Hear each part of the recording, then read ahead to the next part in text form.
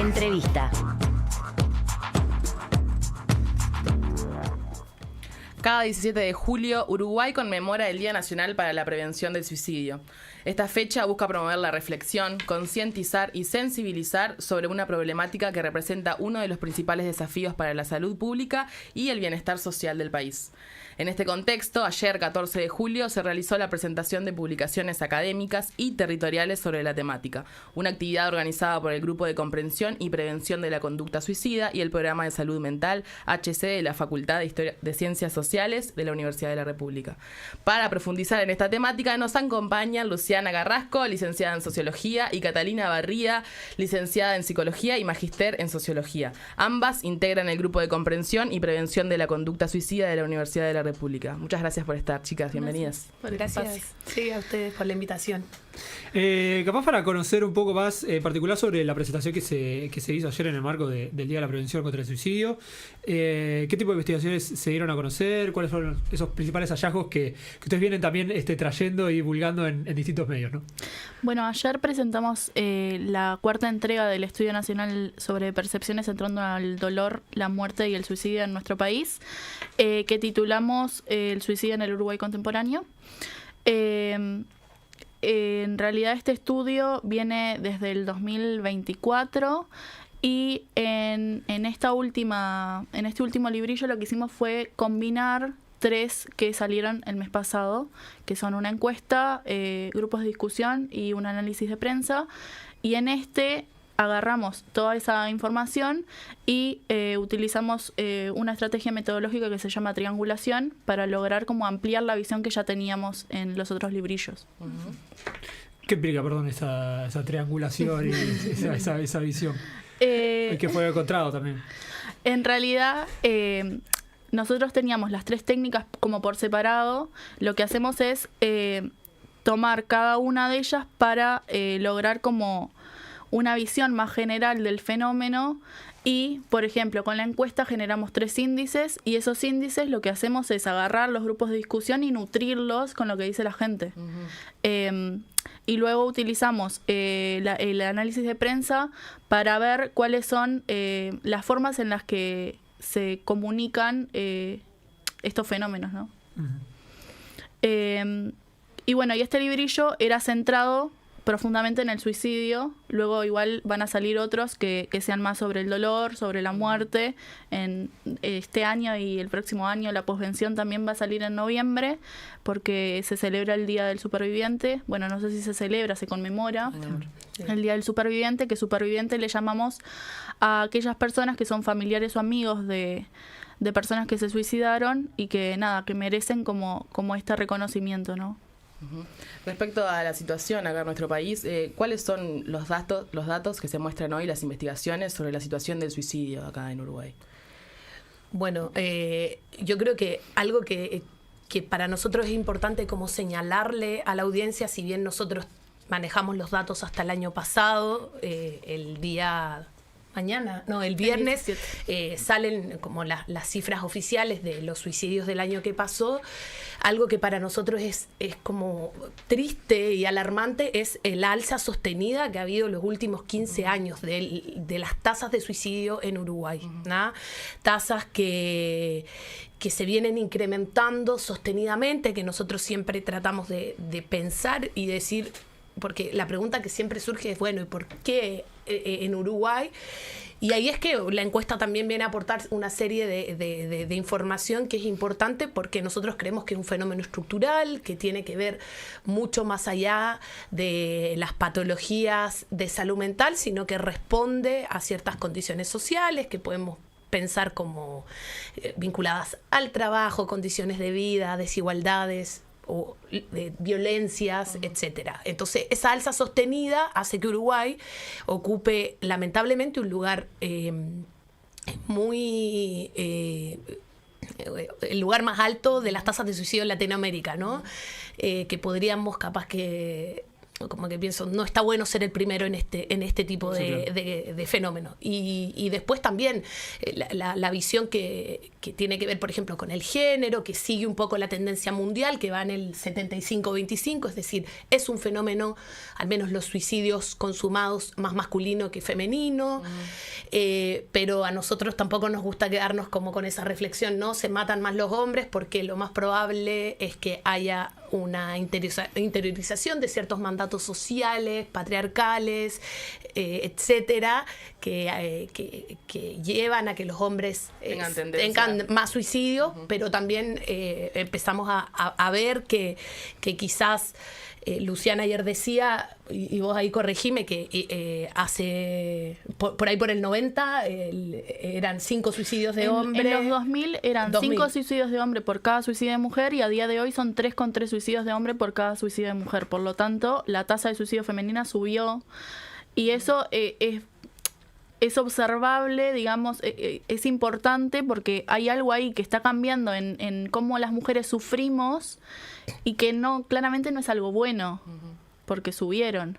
Y después hay otro hallazgo interesante, que es el tema de la edad, que en la encuesta vemos que la gente posiciona como el grupo de edad más relevante para el suicidio a los adultos jóvenes entre 20 y 29 años, que si bien, menores de 30 años, perdón, que si bien sí es un grupo destacado en el suicidio, el segundo grupo más fuerte son los mayores de 75 años. Y eso en realidad la gente lo valora un 3% nada más. Y con los grupos de discusión pudimos ver que esto es algo que la gente afirma, como que el suicidio joven es algo que se debería evitar, y mientras tanto el suicidio en las vejeces es algo que se toma como más natural.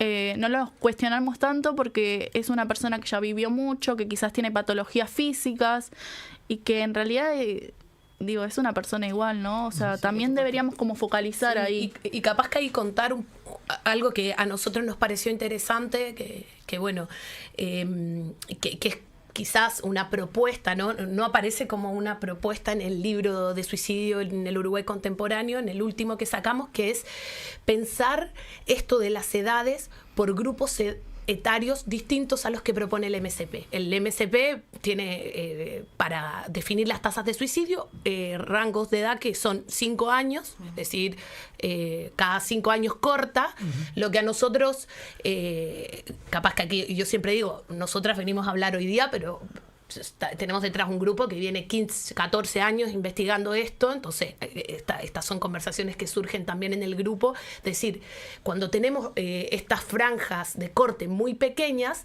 un caso más o un caso menos al año hace que la tasa suba. Entonces, no quiere decir, tomo el ejemplo de Luciana, que los casos de los jóvenes no nos importen, pero si hay 1 o 2 más, hay una tasa extremadamente más alta, ¿no? Claro. Entonces nosotros lo que proponemos en este librillo es hacer un corte un poquito más amplio que responda a ciertas características sociales de estos tramos etarios, ¿no? Entonces, tenemos uno que parte, o sea, que corta en los 19 años, después tenemos el de 20 y... 20 a 29. De 20 a 29, que es esto que decía Luciana, ¿no? Capaz que quienes vayan a leer este libro van a ver que las tasas más altas están en ese rango etario, pero por una diferencia mínima con la de 75 años y más, ¿no? Y ahí es que nosotros traemos algo que vuelve a ser interesante. ¿Qué pasa en ese rango etario en este país? Los jóvenes tienen que sortear el estudio, el trabajo, la emancipación laboral, y cómo se dan esas condiciones sociales, entre otras cosas, ¿no? Familia, etcétera. Que se dan esas... Disculpe, se volvieron locas las luces. No, yo dije, capaz que tengo que dejar de hablar. Me toca a alguien. No, entonces, es esa propuesta, ¿no? Es pensar por ciclos de vida, y que esa parte a mí me parece que está súper interesante porque nos invita también... porque con las edades, que es lo importante también, es no estigmatizar a ciertas poblaciones. Entonces, si estamos todo el tiempo, y que eso sale mucho en los medios, ¿no? Hablando de los jóvenes, que no quiere decir que no importe, descuidamos a un sector que es altamente vulnerable, como los adultos mayores en un país envejecido. Y eso después, bueno, cómo se desparrama a las políticas públicas. Entonces, hay mucha presencia de política pública para salud mental, etcétera, en jóvenes. Bueno, ¿y qué pasa con los adultos mayores? una población envejecida. Uruguay tenemos muchos adultos mayores. Entonces, y ahí empiezan todas estas construcciones sociales y percepciones y narrativas que nosotros rescatamos tanto en la encuesta como en los grupos de discusión y bueno, y los insumos ahí de los medios. Sobre eso también quería preguntarles, porque también siento que aparece muchas veces, o por lo menos yo me cruzo en lo que me ofrece mi algoritmo, como esta idea de que, bueno, hace falta hablar, ¿no?, de suicidio, como que es un tema tabú, ¿no? Y viene hace años con esta idea de que no se habla suficiente, o hay que hablar porque parece como un tema tabú, etcétera.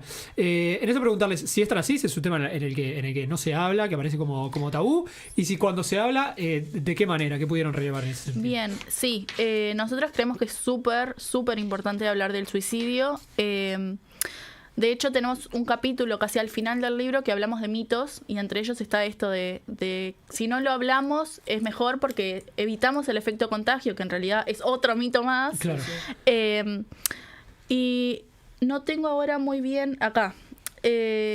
Solo el 7,8% de los individuos en la encuesta dijo que no se tenía que hablar de esto, lo cual es bastante bueno porque el resto piensa que quizás sí hay que hablar un poco más. Y nada, es esto de desmitificar el suicidio y dar paso a una forma de hablar de él que sea para prevenir. O sea, sacar del encuadre más policial, sensacionalista, y hablar sí desde la prevención, ¿no? Sí, y que también ahí en los grupos de discusión nosotros recogemos como con bastante fuerza, y eso está en el libro,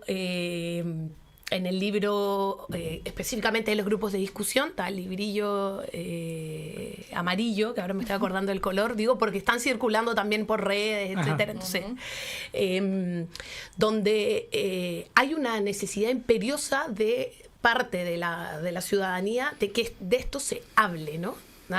Y ahí, aprovechando también que estamos en un medio, que estamos en la Facultad de Información y Comunicación, hay una interpelación directa a los medios de comunicación, ¿no?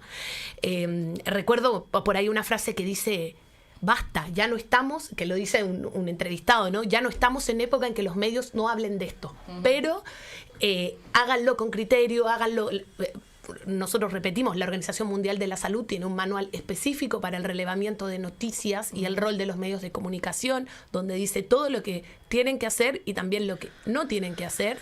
Entonces, hay una necesidad. Y ese hablemos no solamente está como posicionado en que hable el saber experto y que se releven noticias de suicidio o que usemos marcos preventivos, sino que también aparece como algo que debiera hacerse en edades tempranas, que debiera hacerse en las escuelas, en los liceos, en los colegios. Entonces, como esa práctica permanente de hablar de estos temas. Que ahí amplío no solamente de hablar de suicidio, sino que también hablar de, que es otro de los puntos que toca la encuesta, de aquellas problemáticas que hacen que los uruguayos y las uruguayas estén sufriendo, y por ende en ocasiones eso se traduce en algunos problemas de salud mental, ¿no? Entonces, como dar esos espacios que lo está pidiendo la ciudadanía, ¿no? Bien, importantísimo esto que aclaras, Cata, sí. Respecto, ya como para ir cerrando, ¿qué implica la posvención y cómo es el acompañamiento al entorno cercano después de esta pérdida? Bien, qué bueno que hagan esta pregunta, porque la posvención, bueno, como dijo Luciana, son todas las acciones que debieran hacerse posterior al suicidio de alguien, y que lo que tiene como objetivo es mitigar el impacto de este tipo de pérdidas, ¿no? Con un enfoque que ya trasciende a los individuos, familiares y allegados que son población de riesgo, sino que tiene un efecto expansivo hacia la comunidad. Entonces, con la campaña La Última Foto, que nosotros que estuvimos acá también y en los medios hablando de esto, donde se pone quizás por primera vez con mucha fuerza en la sociedad civil las implicancias del duelo por suicidio, nosotros nos empezamos a dar cuenta que es un tema incipiente en Latinoamérica, ¿verdad? Hay muy pocos estudios con perspectiva latinoamericana de esto, pero implica, y yo creo que pensando que quizás nos esté escuchando más gente, implica también en de alguna forma una ciudadanía que acompañe el dolor que generan este tipo de pérdidas, ¿no? Entonces, el duelo por suicidio tiene particularidades, donde aparecen emociones muy sociales, ¿no? Vergüenza, culpa, y ahí es como también nosotros, ¿no? Desde distintos lugares podemos también hacer que quienes quedan tras estas pérdidas sufran menos, ¿no? Porque el sufrimiento que deja el suicidio muchas veces tiene que ver con una sociedad que juzga, que culpabiliza, y no tanto como con un problema personal de ciertas familias y que la sociedad, nosotros muchas veces decimos, termina expulsando a estos dolientes, ¿no? Es decir, como, bueno, manéjense ustedes y vemos. Obviamente, la política pública, me da mucha tristeza decirlo, tampoco tiene una noción de que el superviviente de suicidio es un actor relevante en no solo la comprensión del fenómeno, sino también en la prevención.